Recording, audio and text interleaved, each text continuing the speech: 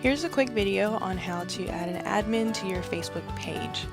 First thing, make sure you've created a Facebook page. This is different from your personal profile. You can see the difference between these two pages.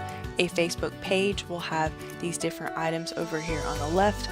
You'll have a news feed, you'll have a cover photo, your profile image will be over to the left. You'll also have these different options on the top for customization.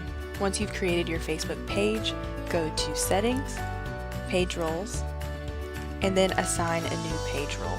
From here you can type in the name or the email address of the person that you want to make an admin on your Facebook page. This will give them access to everything on your page. They'll be able to post, comment, share things, and have unlimited access on the page. You can also add them as an editor, moderator, advertiser, or analyst, and this will limit what they're able to do within your page. Once you type in their name or their email address, you'll be able to select their profile from the drop down, click on them, and then choose which role you want them to have, and then add. They can approve this from their personal Facebook page, whether they want to be an admin or an editor on your page.